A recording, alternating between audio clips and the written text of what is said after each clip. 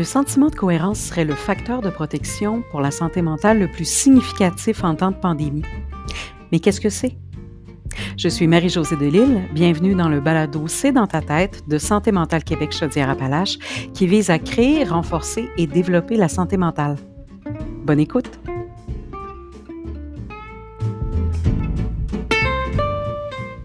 Bonjour à tous, c'est avec beaucoup de plaisir qu'on accueille à notre micro aujourd'hui Madame Renée Ouimet, qui est directrice du Mouvement Santé mentale Québec. Renée Ouimet, bonjour, merci d'avoir accepté mon invitation. Bonjour, bien, ça me fait vraiment plaisir de faire ça avec toi. Les gens vont comprendre qu'on se tutoie parce que Renée, moi j'ai le bonheur de travailler avec toi depuis quelques années déjà, notre organisme étant membre du Mouvement Santé mentale Québec. Pour les gens qui ne te connaîtraient pas, permets-moi de te présenter. Donc, Renée possède une maîtrise en psychologie de la communication, une formation de psychothérapeute. Elle compte plus de 35 ans d'expérience dans le développement et la mise en œuvre des projets de promotion, de prévention et d'éducation en santé. Elle a un intérêt marqué pour les enjeux sociaux de la santé. Et aujourd'hui, c'est avec elle qu'on va jaser de sentiments de cohérence. Le sentiment de cohérence est de loin le facteur qui influence le plus notre santé mentale, surtout en contexte de pandémie. Qu'est-ce que c'est, Renée, le sentiment de cohérence? À quoi ça fait référence? Écoute, tu poses la question, puis ce qui me vient dans la tête, c'est une vidéo que David Goudreau, notre porte-parole, a faite sur le sentiment de cohérence qu'on peut voir sur notre chaîne YouTube du Mouvement Santé mentale Québec. Puis il pose la question, cohères-tu, toi? Alors, dans cette question-là, il dit, on pourrait se poser maintenant la question, au lieu de se demander comment ça va, on pourrait se demander, cohères-tu, toi? Alors, cette question-là, ce que ça veut dire, c'est est-ce que toi, dans cette période-ci de ta vie ou dans un moment particulier, est-ce que tu arrives à comprendre ce qui se passe de la situation? Est-ce que tu arrives à t'informer, à aller chercher des sources d'informations adéquates qui vont pas, qui sont assez justes, qui sont critiques, où on peut aller chercher aussi des sources d'informations différentes pour animer notre sens critique, pas juste voir une partie de la médaille, mais en voir plusieurs, puis se dire, ah oui, bon, moi, au bout du compte, ce que je comprends de la situation, c'est ça. Donc, mieux comprendre la pandémie, mieux comprendre les tenants et aboutissants, ça nous aide à développer notre sentiment de cohérence. C'est ça, Oui. je comprends. Oui, mais tu sais, par rapport à, on peut le mettre par rapport à la pandémie, puis on pourrait mettre ça large par rapport à différents événements de notre vie, par rapport au travail, par rapport à notre relation avec nos enfants quand on ne sait plus quoi faire. Et ce qui a été intéressant au Québec pendant la première vague, ce que les recherches ont démontré, c'est le fait qu'on avait un premier ministre qui nous expliquait chaque jour ce qui se passait, où on en était. Ça a développé un sentiment de cohérence sociale qui a protégé plus la santé mentale des Québécois que dans d'autres parties du Canada et d'autres parties du monde. OK. Donc, le sentiment de cohérence, il n'est pas juste individuel, c'est on peut aussi être aidé par la communauté qui nous informe, on peut... donc, tu sais, je ramène toujours l'idée que la santé mentale, c'est pas juste moi tout seul, mais c'est le moi et le nous et comment on arrive à travailler ensemble. Donc, dans ce contexte-là, on a eu un premier ministre qui nous a aidés à comprendre pendant la première vague c'était quoi la situation, qu'est-ce qui se passait, comment ça se développait, qu'est-ce qu'on pouvait faire. Puis là, il y avait la ministre de la Santé, puis la Santé publique. Et ça, malgré que c'était pas facile, ça nous mettait en situation de comprendre la situation. Alors ça, OK. c'est un des éléments importants dans le sentiment de cohérence. As-tu l'impression qu'il y a eu un bris de cohérence en cours de route? Que Je, autant on a suivi, on a adhéré, on a compris le message, parce que tu fais beaucoup référence à la première vague, autant on sent que ça s'étiole un peu dans le temps. les Québécois et les Québécoises, on est quand même critiques. Et on est dans une société de performance, une société d'optimisation. Et dans ce sens-là, on voudrait, mais ça, c'est social et on se piège là-dedans. On voudrait que tout arrive vite, qu'on ait des solutions à tout, qu'on ait...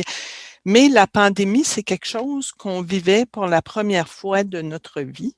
C'est sûr que ça a mis un éclairage très fort sur ce qui fonctionnait pas dans notre société, sur des, tu sais, on sait que l'organisation dans les soins pour les aînés, dans les hôpitaux, le surplus de travail, dans les écoles, dans plein de milieux où il y avait déjà une faiblesse, où ça allait pas bien, ça a été encore plus difficile Les dans les problèmes milieux. n'ont pas commencé avec la pandémie. La pandémie Non. les a exacerbés, les a mis en lumière. Oui. Tu sais, comme on sait que dans les écoles, les cégeps, les universités, il y avait déjà un taux d'anxiété extrêmement élevé chez les jeunes. Mais là, on se retrouve dans une situation où ça se peut que ça augmente encore plus parce qu'on est face à l'inconnu, on ne sait pas vers où on s'en va. Puis en même temps, quand on lit les journaux, on nous ramène toujours sur la réussite scolaire et la réussite étant réussir son année d'une manière habituelle, dans un contexte inhabituel, au lieu de se dire, ben écoutez, apprenez ce que vous avez à apprendre cette année. Ça se peut que vous le fassiez à l'école, ça se peut que vous ayez des notes moins bonnes, ça se peut que vous fassiez votre année sur 2 ans, ça se peut que vous ayez le goût de décrocher cette année puis de revenir l'année prochaine, mais tout ça, c'est correct et vous allez apprendre quelque chose, que vous soyez à l'école, que vous ayez des notes moins bonnes ou bonnes. On a entendu des jeunes qui disaient, j'ai été obligé d'apprendre à m'organiser différemment, j'ai été obligé d'apprendre à... Ils ont appris plein de choses qu'on ne prend pas en considération dans le scolaire. Puis dans ce sens-là, je trouve pas qu'on a nécessairement avec les messages qui revenaient tout le temps, qui, moi, m'ont particulièrement touchée, où je me disais, en répétant tout le temps qu'il faut réussir son année puis que c'est difficile à l'école, on est en train de mettre un diagnostic sur le front des jeunes. Je sais pas si tu sais, il y a eu une expérience qui avait été faite en Californie avec une classe de surdoués puis une classe d'enfants qui avaient des difficultés. Et les profs le savaient pas, mais ils ont inversé les classes. Et ce qui s'est passé, c'est que les enfants qui étaient très bons sont devenus moins bons parce que les profs croyaient moins en eux et ceux qui étaient moins bons sont devenus meilleurs parce qu'on croyait beaucoup en eux. Alors, dans notre manière de tenir des discours et de dire, ben, ça va être une année ratée, puis est-ce qu'on va vraiment réussir notre année? On n'est pas en train de créer une manière de comprendre notre monde différemment. Et là, on revient au sentiment de cohérence, c'est être capable de comprendre ce qui se passe. Et dans la compréhension, c'est pas comme d'habitude. Ça peut pas aller aussi vite que d'habitude. On est obligé de développer des nouvelles manières de faire, de trouver un sens. Les 3 éléments du sentiment de cohérence, c'est être capable de comprendre ce qui se passe, être capable d'y trouver un sens, puis être capable de poser des actions, d'agir face à la situation. Alors, si on revient, mettons, à une situation des jeunes, si je comprends que dans le contexte actuel, ça se pourrait que j'apprenne différemment que juste apprendre le français puis les mathématiques, parce que moi, le faire en ligne une journée sur 2, j'ai vraiment de la misère avec ça. Mais je vais peut-être avoir appris à comment me débrouiller dans le quotidien, comment préparer des repas pour aider ma famille, comment développer mes amitiés différemment, comment marcher à distance, comment soutenir mes grands-parents là-dedans. Je vais peut-être avoir appris plein de choses qui socialement vont m'aider dans la vie. Je pense, puis je nous amène dans un tout autre contexte, mais quand il y a eu la grève étudiante, puis qu'on a eu peur que nos jeunes perdent leur année, la majorité des jeunes qui se sont impliqués dans cette grève-là ont tellement appris de choses qui n'étaient pas des notes, qui n'étaient pas des... Puis il y en a que leurs profs ont soutenu dans le processus, puis et qui ont appris plein de choses qui ont été des apprentissages sociaux importants. Mhm. Et je trouve qu'actuellement, on met peut-être pas assez. Puis quand tu posais la question tantôt, on est dans une deuxième vague. Est-ce qu'on est plus critique? Oui, on aimerait que les vaccins soient déjà tous là. Oui, on aimerait que nos élus, les dirigeants d'entreprise, qui aient déjà tous trouvé les solutions. Le vaccin, il n'existait pas il y a un an, là. Puis Oui, il oui, oui. sort. Ben oui, ça a pris un an quand même. Puis après ça, il faut trouver la manière de le distribuer. Puis on a une pénurie de monde dans le système de santé. Ben donner les vaccins, si on engage des infirmiers, des infirmières, ben ils seront pas ailleurs pendant ce temps-là. Donc il faut revoir tout ça. Les machines, c'est gros. Ça peut Mhm. pas se faire vite, mais on voudrait une optimisation. Et on est je suis en train de lire un livre il s'appelle Rosa, c'est un Allemand, c'est un livre sur la sociologie. Euh, mais on est dans une société où on est tellement habitué à tout contrôler, où on Mhm. essaye le Oui. plus possible. Et quand on a des mondes qui nous disent combien de pas on a marché par jour, combien de calories on a mangé, combien on a fait ça. Dans le système de santé, c'est l'optimisation. Ça t'a pris combien de temps pour faire ça? Je lisais des jeunes qui faisaient un article par rapport à l'urgence, puis ils disaient on peut aller plus vite si on automatise tout. Mais l'humain, dans tout ça, ne peut pas aller à cette vitesse-là et on ne peut pas tout contrôler. Et peut-être que là, on est dans un apprentissage, justement, où dans le sentiment de cohérence, on peut comprendre qu'on ne peut pas tout contrôler, Mhm. il y a des personnes qui arrivent à donner du sens à ça en se disant, oups, j'ai plus le goût d'aller au même rythme que j'allais. On va réorganiser notre mode de travail. La bienveillance, être dans un milieu de travail bienveillant, ça favorise la santé mentale. Donc, je vais donner du sens, je vais mettre plus de sens là-dedans. Et là, on revient à un sens. Quand on arrive à donner du sens à un événement, on ne peut pas changer l'événement, mais quand on arrive à y donner du sens, on a déjà l'impression d'avoir plus de pouvoir sur la situation, Puis ce qui est le d'être plus moins dans difficile un à vivre, sentiment c'est d'impuissance. ça, c'est ce qui est difficile à vivre, c'est ce sentiment d'impuissance-là. Fait Oui, que quand on arrive à donner du sens puis à agir dans une situation, on reprend une partie de ce contrôle-là qui nous est si cher, oui, finalement. oui. Puis Et puis, comment, c'est oui, ça. Puis on arrive dans des solutions à des problématiques. Fait que les trois éléments du sentiment de cohérence, si on revient, c'est être capable de comprendre la situation en fouillant, en regardant toutes sortes de choses, là, pas en ayant, parce que souvent, on va regarder juste une manière de penser, puis on reste dans la même voie que d'habitude. Puis quand on doit s'adapter à des nouvelles situations, ben on n'a pas le choix de regarder, de faire un tour de 360 degrés pour penser différemment de comment on pensait avant. mhm, parce que là, on s'est Donc, tracé une autoroute de pensée, mais il y a plein de chemins de travers qu'il faut découvrir aussi dans c'est une ça. situation comme ça, là. Oui. OK. Fait que prendre le temps de comprendre, de donner du sens. Mhm. Alors, il y a vraiment plein de gens qui, dans des situations incroyables, arrivent à donner du sens à des événements, de se dire, oui, j'ai perdu quelqu'un que j'aimais, ça a été difficile, mais là-dedans, j'ai appris que je pouvais accompagner autrement, que que j'ai pu faire un rituel complètement différent que ce que je pensais, il y a toutes sortes de sens qu'on peut trouver, de dire, ben j'ai aimé, je me suis rendu compte que l'amour était fondamental dans ma vie, puis d'aimer les gens que j'aime. Fait que donner du sens, c'est les apprentissages qu'on tire d'une situation, de le voir à travers une lunette positive. Oui, c'est que ça nous permet de se dire, ben, tu sais, j'ai peut-être appris quelque chose là-dedans.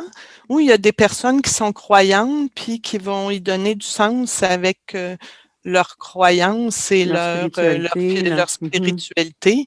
Et c'est une autre manière de donner du sens. Mais donner du sens, ça peut être contribuer à ma collectivité, à la société, à soutenir ma famille, à avoir l'impression. Tu sais, je reviens toujours aux chauffeurs d'autobus, puis on n'a pas le même sens pour les mêmes situations. Tu sais, il y a des personnes qui conduisent un autobus parce qu'ils aiment conduire. Puis il y a des personnes qui vont reconduire les gens à l'école, qui vont les reconduire à l'hôpital, qui vont les reconduire au travail, puis qui considèrent que leur travail est vraiment fondamental pour permettre aux gens de faire partie d'une vie sociale. Fait que si on demandait à chaque personne qui conduit un autobus le sens de son travail, elle n'aurait pas nécessairement le même sens, mais tant qu'il y a un sens, on peut continuer à travailler. Le jour où il n'y a plus de sens dans quelque chose qu'on fait, là, notre santé mentale est à risque.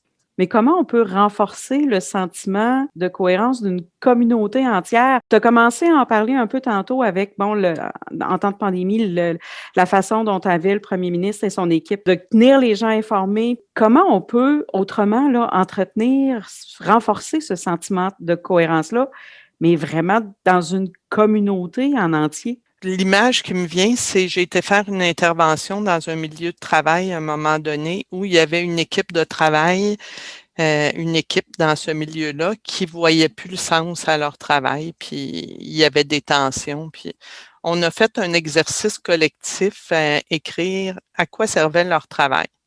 Et on a pris le temps de nommer. Et ça a été fascinant comme exercice, le fait de le faire ensemble et de voir, ces personnes-là, ce qu'ils ont sorti, ce que les ressources humaines et les gestionnaires ont sorti, comment leur travail était fondamental, et puis nous, de l'extérieur, ce qu'on voyait. Et là, ça leur aura permis à eux, comme équipe de travail, de voir, ben, coudonc, mon travail a un impact sur l'économie de ma communauté, sur ci, sur ça, c'était fascinant de voir jusqu'où ça pouvait aller, mais des fois, on le voit plus tout seul. Fait que c'est un exemple d'exercice qui a été fait et des fois, dans le milieu de travail, on voit plus le sens de notre travail et on a besoin de le revoir ensemble. Ou des fois, on le perd, puis là, il faut revoir l'organisation du travail. Dans les communautés, je te dirais même les journalistes, dans la manière de faire des bulletins de nouvelles, on peut créer du sens, on peut donner une information qui est juste, tu sais, je fais du coq à l'âne, là, mais je pense à hier. Je pense à notre manière de faire du journalisme actuellement où on crée un stress mental puis on sort de l'information. Hier, c'était le 1 an. Il y avait des commémorations. Ben, à partir de 8 heures le matin ou 6 heures même, ils se sont mis à parler, à nous décrire les commémorations qu'il y aurait à midi. Mais il n'y avait même pas eu lieu encore les commémorations. Puis ils étaient tous en train de nous décrire à cette heure-là, il va y avoir ça, puis ça, puis ça. Il n'y avait même pas eu lieu encore. Puis on fait ça souvent, là. On sait que notre premier ministre doit prendre la parole. D'avance, ils nous disent le matin de quoi il va nous parler. De quoi il va nous parler. Puis quelle perte au lieu de nous parler de ce qui va bien dans notre société, de ce qui fait du sens, de ce que les gens ont réussi à faire, à porter, des milieux de travail qui ont trouvé des solutions, des personnes qui ont réussi, qui pourraient nous donner de l'espoir. On nous radote d'avance qui va être dit plus tard, puis après ça, on va commenter pendant tout le reste de la journée ce qui a été dit à midi. Est-ce qu'on crée du sens socialement quand on fait ça? Ou on crée de l'anxiété? Ou on prend pas le temps de voir dans notre société ce qui fonctionne et de le transmettre pour qu'on ait de l'espoir puis qu'on puisse continuer à aller plus loin et de voir comment on peut intervenir face à ça, comment il y a des milieux qui agissent, qui nous montrent des exemples, au lieu de perdre du temps à nous radoter la même chose pendant 24 heures. Et là, je trouve qu'on ne crée pas du sens collectivement dans une société quand on fait ça. Mais ça, c'est un exemple parmi tant d'autres. Oui, puis avec, je pense, les chaînes d'information en continu, ce phénomène-là, il est encore plus présent parce qu'ils ont beaucoup de temps d'antenne à nourrir. Et là, on va ressasser, représenter, redire, ce qui fait que si les gens se connectent à ces chaînes de nouvelles en continu, ils vont baigner dans de la mauvaise nouvelle à cœur de jour parce que la bonne nouvelle n'a pas beaucoup de place dans nos médias. Oui, et ça a un impact sur notre sentiment de cohérence. On peut être critique, ça n'empêche pas d'être critique et de questionner ce qui se passe socialement pour qu'on avance, parce que c'est fondamental, mais de montrer aussi tout le travail qui est fait par, tu sais, nous, on baigne dans le communautaire. J'ai été sur des comités à donner des prix. Des fois, j'étais tellement fascinée de voir tout ce qui se faisait au Québec, puis je me disais, on connaîtrait le corps de ce que je viens de lire, qu'on se dirait, ah, quel travail il se fait! Et là, on pourrait comprendre différemment la situation, lui donner un sens différent, avoir de l'espoir et puis avoir l'impression qu'on peut agir parce que souvent, quand on baigne dans une société de mauvaises nouvelles tout le temps, ben on a l'impression, puis on va l'entendre dire par tout le monde, il n'y a plus rien qui se passe, on n'a plus de pouvoir, on est dans la mondialisation. Mais on voit au Québec que nos interventions, ils ont du sens, qu'ils servent à quelque chose, que quand on intervient, ça se fait pas nécessairement vite, mais que tous les changements sociaux qui sont faits à travers les ans, puis qu'on a vu, puis que quand on fait des représentations, ça finit par avoir un impact qui n'est pas toujours aussi grand que celui qu'on souhaite. Mais quand on est capable de voir ça, on nourrit le sentiment de cohérence de la population. Et l'envie de continuer. Et l'envie de continuer et de se dire, oui, j'ai un pouvoir d'agir et ça va avoir tel sens et que oui, c'est possible et que non, c'est pas vrai, qu'on peut plus rien faire. C'est chaque petit pas qu'on fait peut avoir un impact beaucoup plus grand qu'on pense. Comment le mouvement Santé mentale Québec contribue au développement du sentiment de cohérence des individus, des communautés au Québec? Ben, écoute, on a des groupes membres à travers le Québec qui sont dynamiques d'une manière incroyable, qui font partie de tables de concertation, qui travaillent quotidiennement à essayer de faire saisir, puis c'est un travail qui se fait depuis plus de 20 ans, plus de 30 ans, d'essayer de faire comprendre l'importance d'agir en amont, de travailler sur les forces des personnes, d'outiller les personnes, les communautés, les organisations pour favoriser la bonne santé mentale. Et quand on fait ça, ça crée un sentiment de cohérence et d'espoir par les conférences qui sont données, par les cafés-rencontres, par les outils qu'on développe, par le travail fait avec les relayeurs, les ambassadeurs.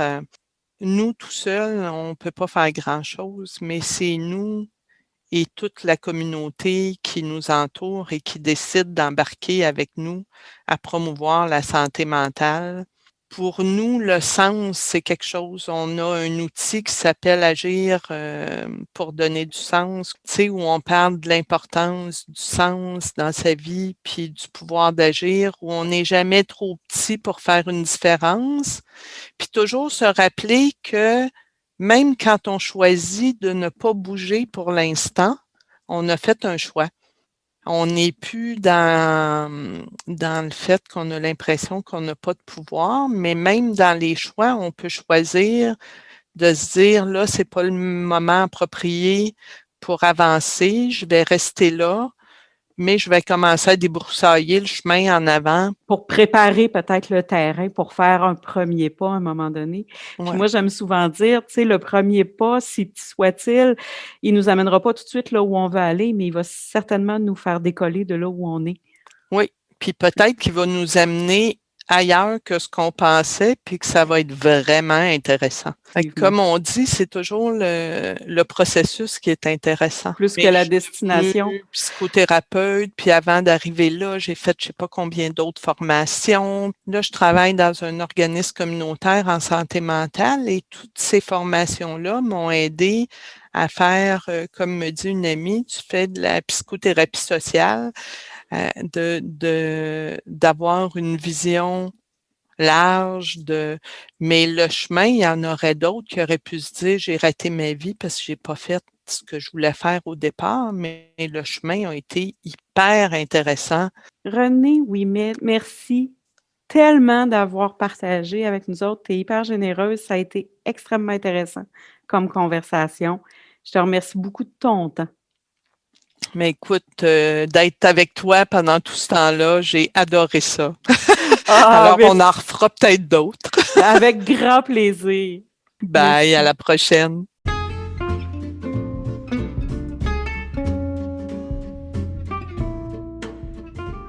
Pour découvrir d'autres façons de prendre soin de vous, je vous invite à visiter notre site internet au santémentalca.com. À bientôt!